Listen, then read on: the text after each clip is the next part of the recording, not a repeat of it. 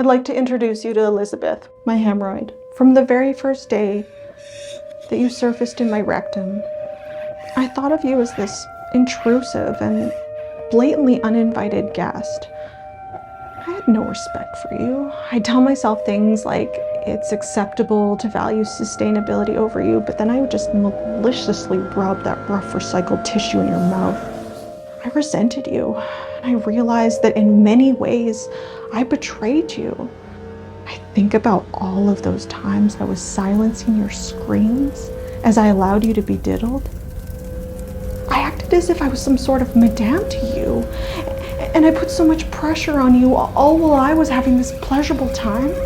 You were practically folded in on yourself, paying the price as I was rewarded. But I always felt like I had the right to choose for you and to be your proxy because you are beneath me. And as much as I resented you, you resented me too. You'd hardly met me, and yet you started torturing me and berating my every decision. You never tried to understand all the years I lived with sovereignty, free of your control and your nagging expectations. But then there was this night, as we lay awake together. You, as usual, were singing that deafening song of sorrow and pain.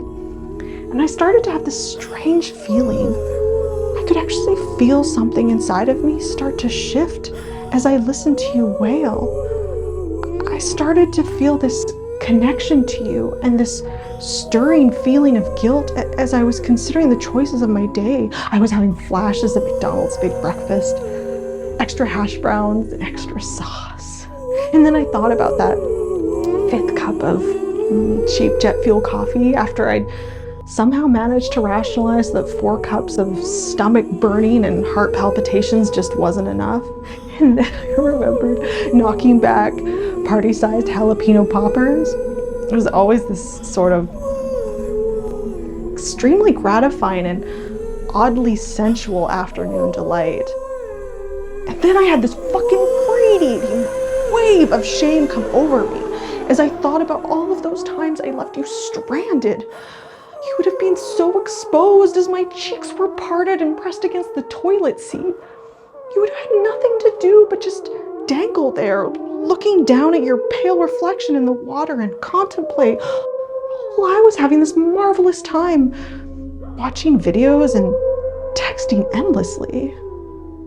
But the naming of my indiscretions isn't why I'm here, and I could never take full accountability, but I just want you to know that I see you now, and I'm ready to try and listen, and I understand now that my anus is your anus. I get it. Mi casa su casa. Your home is mine, and I will try and be kind.